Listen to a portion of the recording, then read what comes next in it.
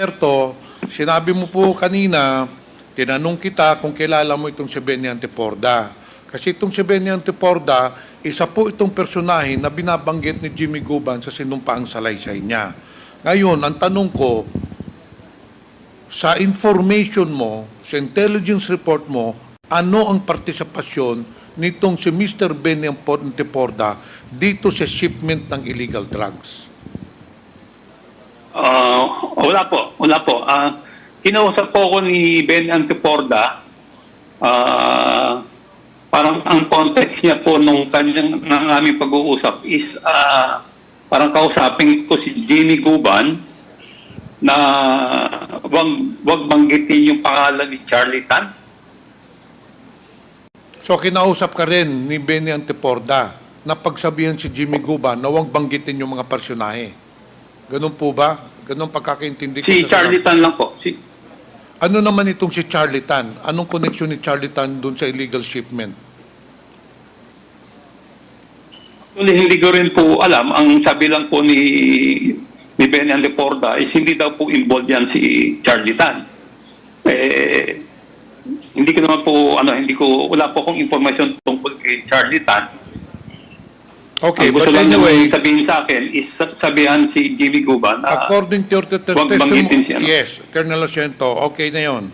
Basta it is on record, according to your testimony just a few minutes ago, that indeed, nagkausap kayo ni Benny Anteporda, and Benny Anteporda told you not to mention a Charlie Tan. Okay, now, kilala mo ba itong Paul Gutierrez? Ay, hindi po. Hindi mo kilala to. Itong si Councilor Nilo Small Abiliera, kilala niyo po ba ito? Hindi po. Hindi ko po kilala. Hindi din. Wala kang alam na mga impormasyon tungkol sa mga individual na ito? Wala po. Wala po. Alam mo ba na itong si Small Abiliera ay according to the testimony of Jimmy Guban, trusted man daw ni Michael Yang. Alam mo ba ito? Posible po kasi tiga Davao po yan eh.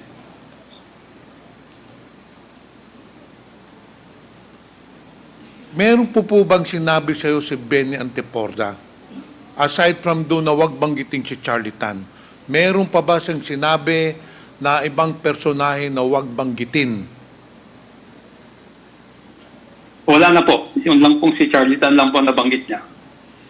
Sigurado kayo na wala namang yung pampangalan kasi sa sinumpaang salaysay ni Jimmy Guban, merong mga personahe from Davao na pinagbantaan si Jimmy Guban na huwag banggitin to anyone or during the Senate Blue Ribbon Committee hearings na huwag banggitin para hindi may konekta yung mga pangalan nitong mga tao doon sa illegal drug shipment. Hindi ba sinabi si Jimmy Porda sa iyo?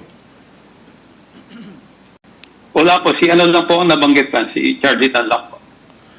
So in short, talagang yung information lang na binigay mo kay Jimmy Guban was regarding the container that has been overstaying in that area.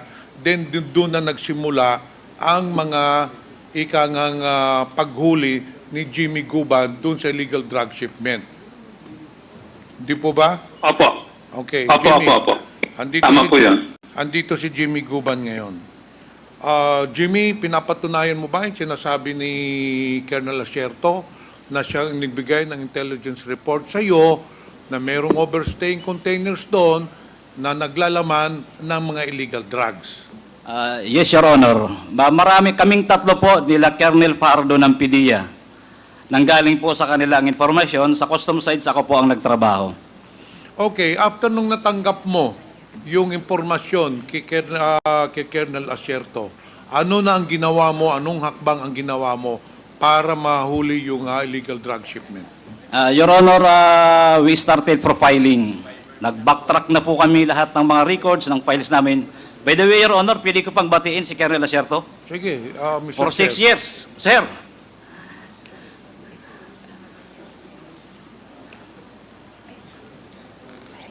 O sige, ipagpatuloy mo na, Mr. Jimmy Guban. Mukhang hindi ka nadinig ni Colonel Acerto. Colonel Acerto, binabati ka ni Jimmy Guban. But anyway, mas importante... Sir, let's go to work. Salamat, Jimmy. Salamat. Ingat ka. Okay, balikan ko yung tanong, Jimmy Guban. Pagkatapos mo natanggap, nag-operate na ka na, paano nyo na-determine na merong ang droga doon sa loob ng container?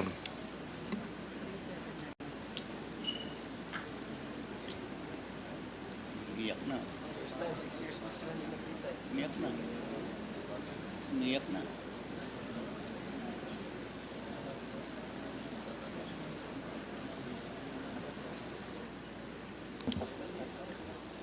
Na-miss lang, Mr. Chair, ni Jimmy Guban si Colonel Acerto dahil 6 years na sila hindi nag-uusap.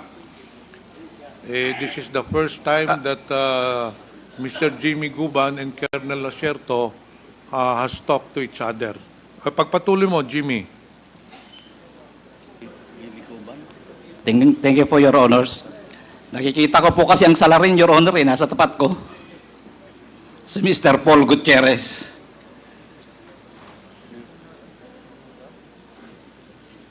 Pagpatuloy mo na yung kinikwento mo kanina. Paano Your nyo Honors, thank you, nalaman na merong droga doon sa Mr. Chairman. dalawang container? Mr. Chairman, with the indulgence of Congressman Johnny Pimentel, ano lang, kasi nag-ano lang ako, nagtataka lang ako bakit siya umiiyak. Anong reason ba't ka umiiyak, Jimmy Guman? Dahil ba sa panahon na ipinagkanulo mo si, No, your honor. Galit po at uwa.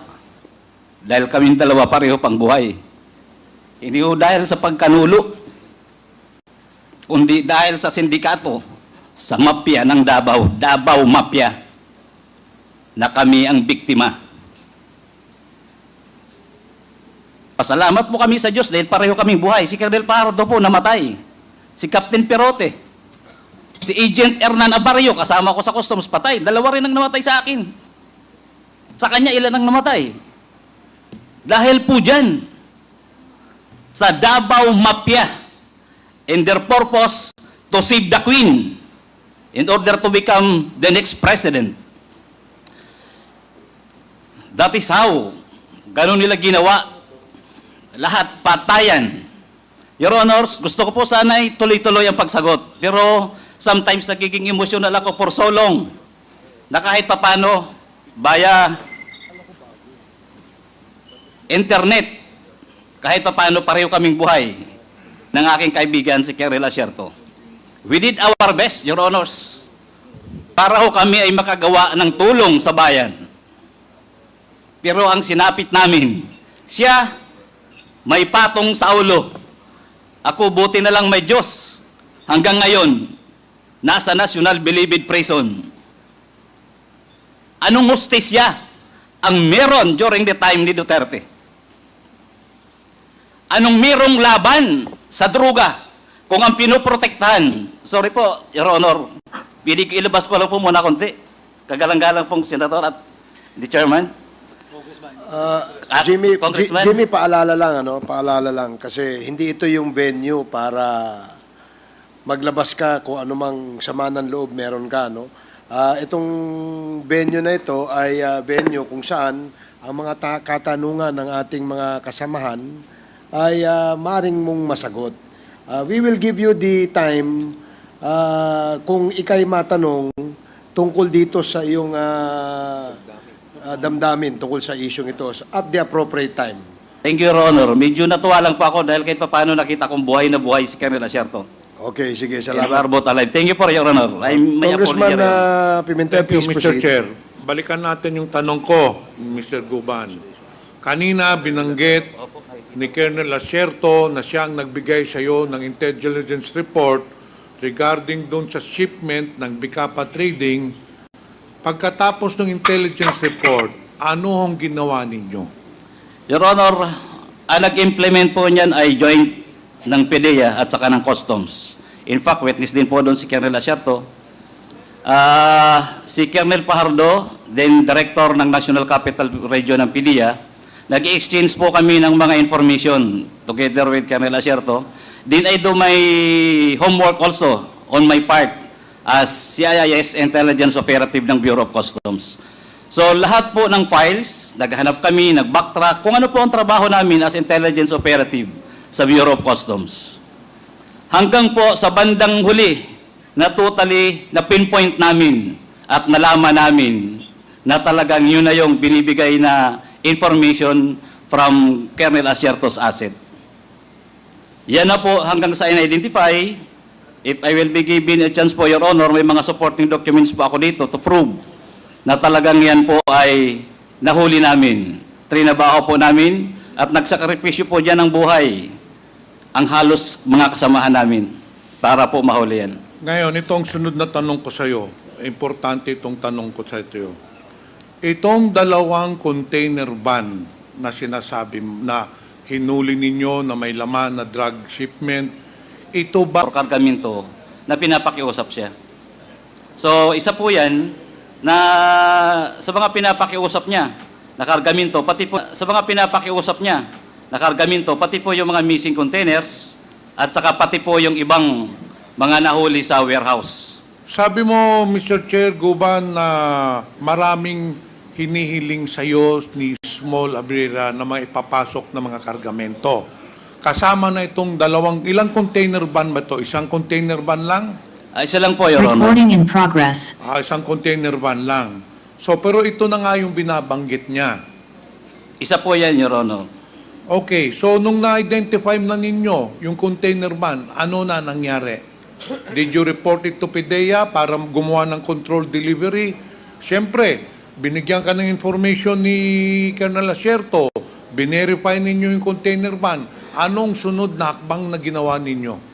Gumawa po kami ng report, Your Honor, together with PDEA. In fact, nandun po lagi sa office ko si Intelligence Officer Bagawi.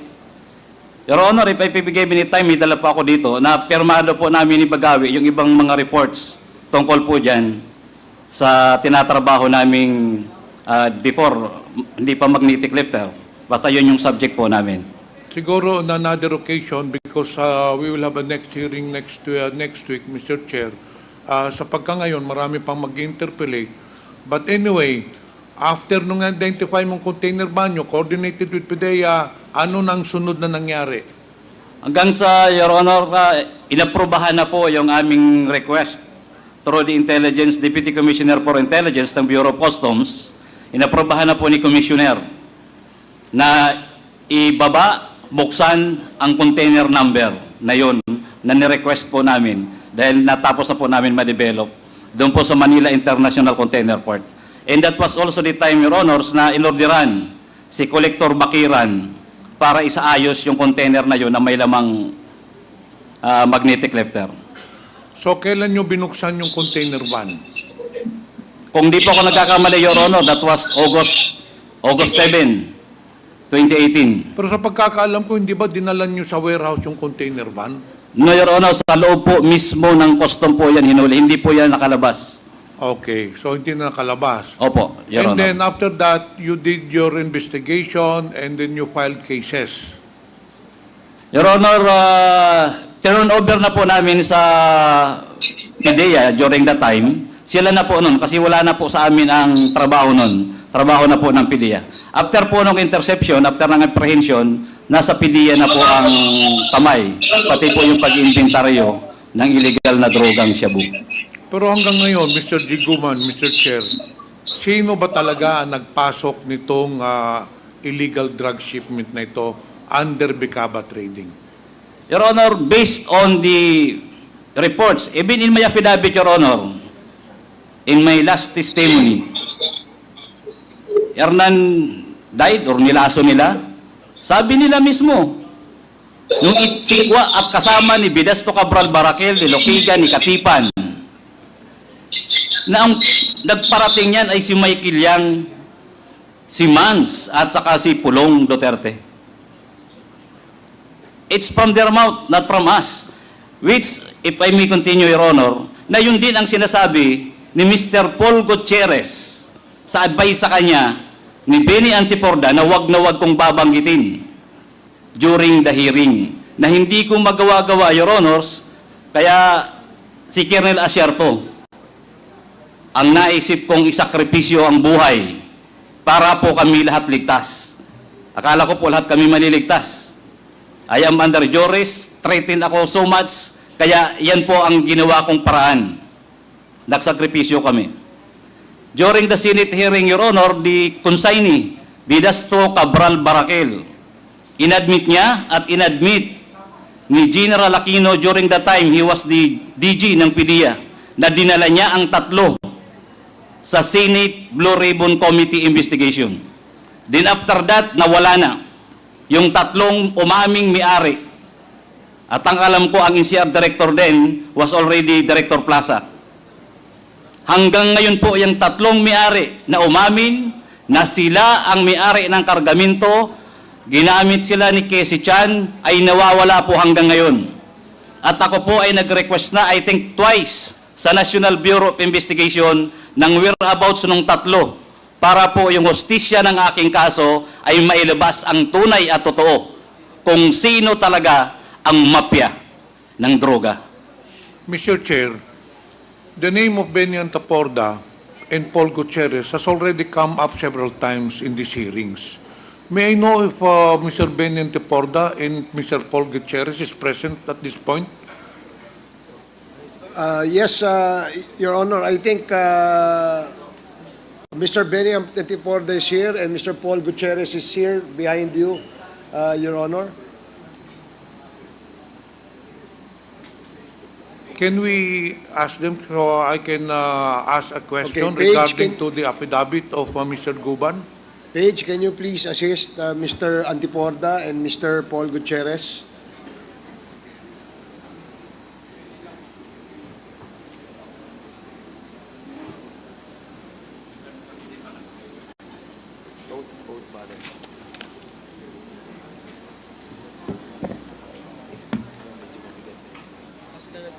So may I ask if Mr. Antiporda and Mr. Gutierrez has taken their oath? Have you taken your oath? Thank you. How about Mr. Paul Gutierrez? Have you taken your oath? Okay, so Comsec, please administer the oath of Mr. Paul Gutierrez.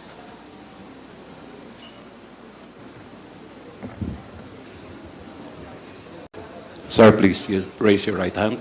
Do you swear to tell the truth, the whole truth, and nothing but the truth in this congressional inquiry, so help you God? Thank you, sir. Okay, please Mr. proceed, Chair, may I Congressman proceed? Pimentel. Thank you very much, Mr. Chair. Mr. Paul Gutierrez. Saan ba dyan si Paul Gutierrez? Yun. Thank you, Mr. Chairman.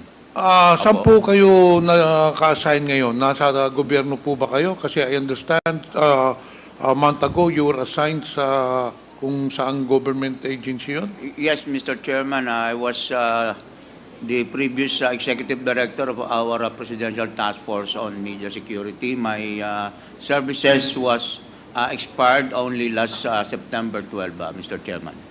Okay, Mr. Chair. Mr. Recording Paul in Gutierrez. progress. Mabuti nandito po kayo, Mr. Paul Gutierrez. Kasi dito sa sinumpang salaysay ni Jimmy Guban, paragraph 18. While I was detained at the Senate, a media personnel who introduced himself as Paul Gutierrez, who worked as staff of Secretary Benny Antiporda, accompanied by a Blue Ribbon Committee staff, came to my room at the Senate where I was detained, and thereafter, wag mong banggitin ang mga pangalan nila Pulong, Michael Yang at Mans. Alam naman namin kung saan ka nakatira, ang pamilya mo. Alam din namin na nasa Makating anak mong lahat.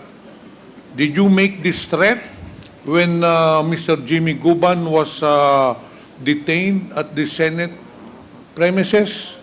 No, Mr. Chairman. I categorically deny the lies being spread by Mr. Guban in this committee, Mr. Chairman. But you were there during the hearings. Mr. Chairman, at the time I was assigned as a reporter for People's Journal Tonight, my beat is the Senate. That's why I'm always there to cover all the hearings and all the developments in the Senate and also at the Bureau of Customs, Mr. Chairman. Remember, Mr. Polio Gutierrez, that you just took your oath. Yes, Mr. Chairman. So there are two versions of this issue. One person is saying that you went to his room and you made the threat, and you're denying it.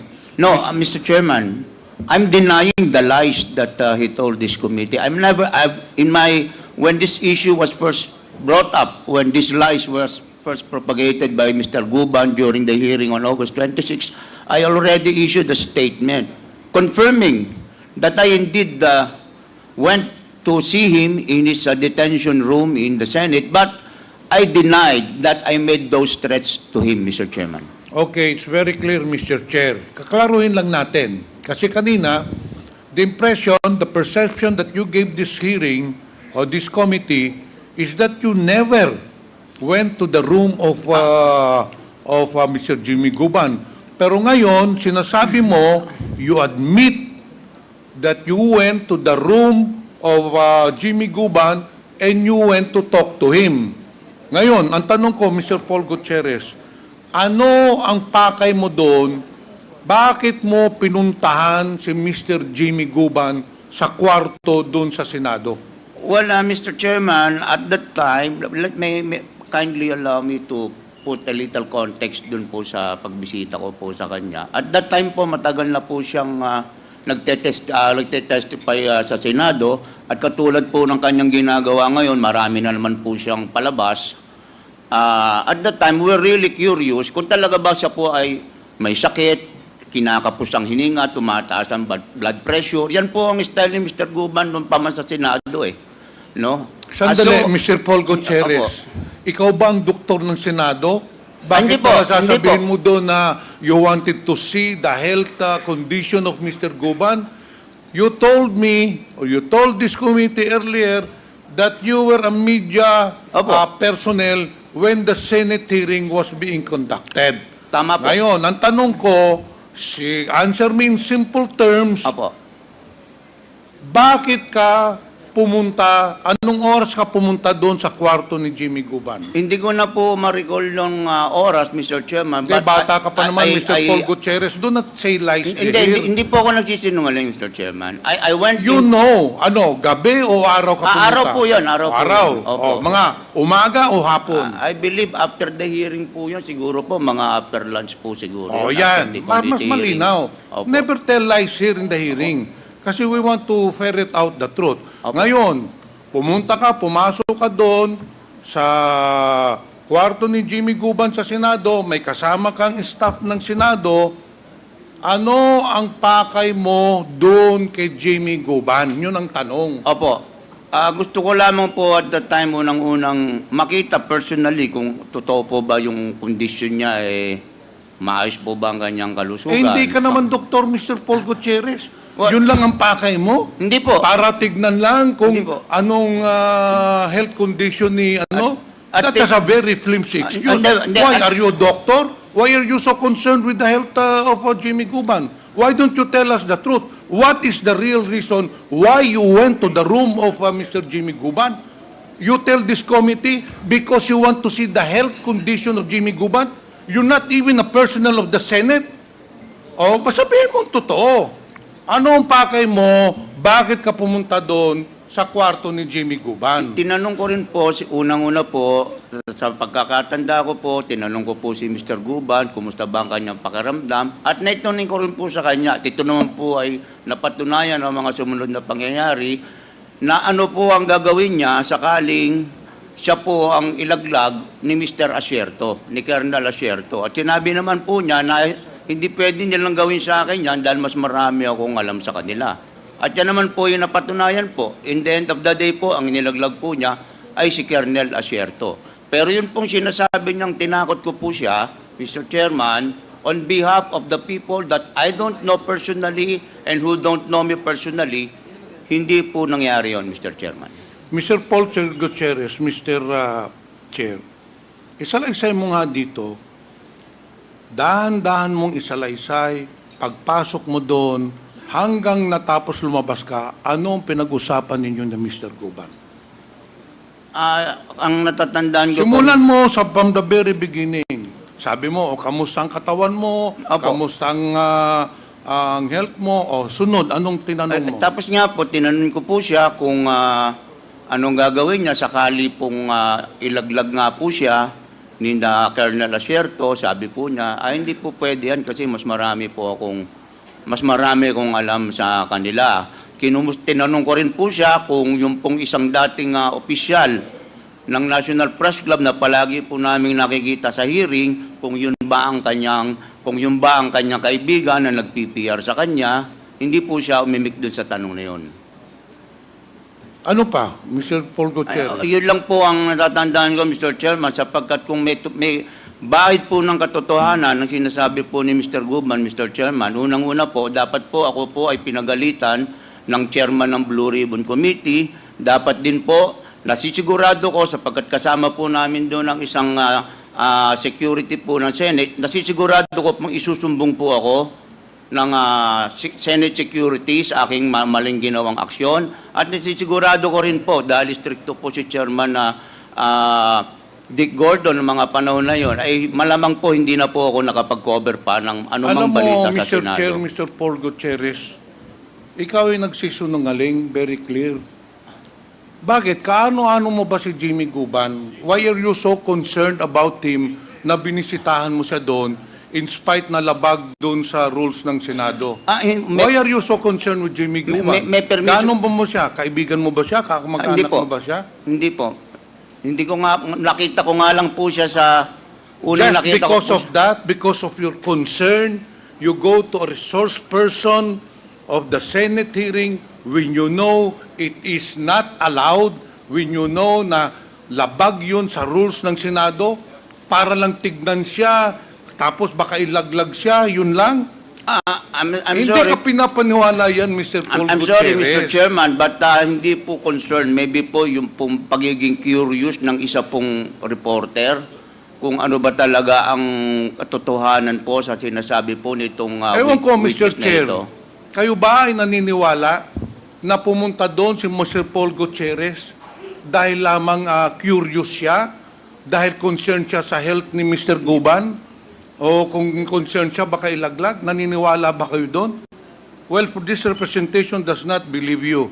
There is a deeper reason, there is a more compelling reason why you went to the room of Mr. Jimmy Guban, and the main reason for that is that you threatened him to keep silent.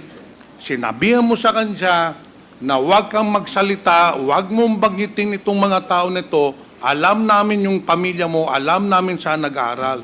Yun ang pinuntahan mo doon, Mr. Paul Gutierrez. Hindi po, hindi po. Mr. Jimmy Guban, andyan, kaharap tayong tatlo. Kaharap tayo sa buong Your Honor, yun ho ang pinakamagaling na magsinungaling na reporter. Dahil ano po ang pinakadahilan, bakit niya ako pupuntahan? Sa kwarto ko na hindi nga kami magkakilala. Ni hindi ko ho siya kaano-ano. Hindi rin ako humihingi ng tulong sa kanya. Wala naman po ako nagpasabi na, Mr. Paul, tulungan niyo nga po ako dahil malakas kayo kay ganito. In fact, Your Honor, hindi ko rin ho kilala si Mr. Bini Antiporda. Sa kanya ko lang din nakilala at nalaman ko rin lang doon na si Bini Antiporda at Michael Yang at siya. Hindi man ho ako nag-i-interest sa National Press Club. That is not my job. Siya na din na nagsabi. Doon ko lang din po, Your Honor, nalaman na sila ang officers ng National Press Club. Hindi ko po kilala, Mr. Chair. Your Honor. Pakisabi mo dito sa komitiba, ano talaga ang sinabi sa iyo ni Mr. Paul Gutierrez? Kasi puro kalokohan yung sinasabi niya eh. Your Honor, he threatened me na pag binanggit ko ang pangalan ni Michael Yang, Pulong Duterte, Mans Carpio, and his boss, Bini Antiporda, mapapabadali, mamamatay kaagad ako, kasama ang pamilya ko, lalo na kung ako, ilipat na kaagad sa Pasay City Jail. So that is their plan. So doon po nila ako terminated. At may kasama po yan, Hindi po guard. Empleyado ng Blue Ribbon na babae. Kaya nga ako nga po binuksan dahil yun ang kumatok sa pinto. Tiga Blue Ribbon to. Inadmit niyo po, sana inadmitin niya kung sino rin po yung empleyado na kasama niya. Thank you, Dahil, Mr. Jimmy Guban. Mr. Chair, this representation, mas naniniwala sinasabi ni Mr. Guban. Because yung sinasabi ni Mr. Paul Gutierrez na pumunta doon siya sa kwarto para tignan lang yung kondisyon ng katawan ni or yung health condition at saka concern siya, hindi man nakaano-ano si Jimmy Guban. It's very clear, Mr. Chair, that this person is lying. Now, may I now ask Mr. Benny Ponteporda? Benny, good afternoon. Good afternoon Binanggit po. ni Jimmy Guban that you tried to call him 3 times dito sa affidavit po niya. Totoo po ba ito? Wala pong katotohanan yan. In the first place, hindi ko po siya kilala, hindi ko ho alam ang number niya, at lalong hindi ko rin po kilala yung mga sinasabi niyang taong connected po sa akin, especially po si Man Scarpio, si Michael Yang, at ito pong si Congressman Pulong. Hindi po, in any way, hindi ko po pa sila nakausap, personally or digital, wala ho talaga. Electronically, wala po. Hindi ko ho sila nakausap at hindi ko rin po sila kilala.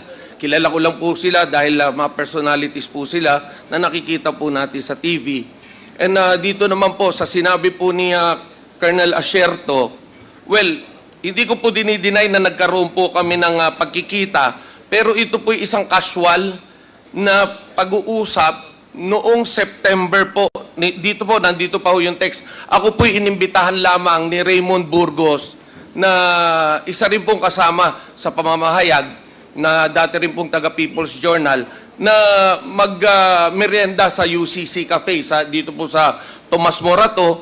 At doon po, nandito nga po yung date para ho September 13, 2018. Etong date na to, hindi ko po alam kung nag-umpisa na po yung Blue Ribbon investigation o hindi. Pero wala ko kami pinag-usapan tungkol doon sa Blue Ribbon eh. Ang alam ko kung pinag-usapan namin is nagkaroon lang ng kwentuhan at he's trying to reach out to the present administration dahil bad-looking po si Asierto when it comes to doon nga po sa pagkakatanggal niya sa PNP. So, hindi ko po siya kamiting. Ang kamiting ko po si Raymond Burgos na kami po nagkita long time no see po kami. Dahil ang huling communication po namin ni Raymond Burgos is nung February 15, nung magbe-birthday po kasi ako at iniimbitahan ko si Senator Ping Lacson at that time. Kaya kausap ko po siya dahil siya po ang PR ni Senator Lacson din po. No po? So, nagtataka po ako bakit ganyan po yung naging statement ni Colonel Asierto na wala po kaming pinag-usapan tungkol po sa anumang tungkol sa drugs or anything. Wala po. Ang alam ko pong napag-usapan nga po namin, yan pong issue nga po ng AK-47 na vehemently dinideny niya. No po? So, nagugulat po ako. Anong concern ko para pakialaman ko yung drug problem nila? Wala ho eh. At yung Charlie po, uulit-ulitin ko po, yung Charlie po, kahit na ho sa panaginip, hindi ko pa nakikita at hindi ko rin ho kilala. Hindi ko ho kilala si Charlie. Wala ho kong kilalang Charlie. No po? Mr. Chair, okay na yun. Okay, salamat po. Ngayon, Benny, tanong ko, kilala mo ba itong si Miss Mangawang ng Bureau of Customs? Opo. Kilala ko. Official po siya ng Bureau of Customs. Nasaan na po ito ngayon? Ang alam ko, official pa rin po siya ng Bureau of Customs. Mr. Chair, I believe that we should call this person to the next hearing. Kasi based on the affidavit of Mr. Jimmy Guban, paragraph 20, sinasabi ni Jimmy Guban na itong si Miss Mangawang o the Bureau of Customs called him. Tapos sinabi ni Miss Mangawang na yung Bicaba trading shipment which contained the illegal drug shipments. Sinabihan si Guban na, Jimmy, anong magagawa dyan sa shipment na yan? Kinaparing Benny Antiporda yan. Sabi naman ni Jimmy, wala na akong magagawa. Huli na yan. So, ito ba, Mr. Benny Antiporda, totoo po ba ito na kasama ka dun sa shipment ng illegal drugs? Kasi sinasabi niya, baka may magagawa pa tayo dyan, kinaparing Benny Anteporda yan. Sir, makikita, Mr. Chair, makikita naman po natin they contradict their own statements. It is clear that Colonel Asierto said that I'm not in any way connected or have knowledge on shipments of drugs, no? Because in the first place, I hate drugs. People know that. Even my own family, kapag na-involve po sa drugs, ako po mismo nagpapakulong. Tauhan ko po, ako rin po nagpapakulong. On record po yan, kaya ko hong pangalanan isa-isa yan. Chairman, Uh, Mr. Chairman. Congressman Paduano, with the indulgence of Congressman Pimentel. Yes. Mr. Chairman, just to make it clear, the statement of Sir Ben and Poda, Asierto never tell this committee that you are not involved. Wala siyang holding sa'yo. Wala siyang information. But it does not follow. Kaya pakicorrect lang po yung statement mo because there is no conclusion yet with regards to the statement of Asierto. Don't use that statement. Wala siyang holdings. Wala siyang inter-report sa'yo. But again, that does not follow. Thank you, Mr. Chairman.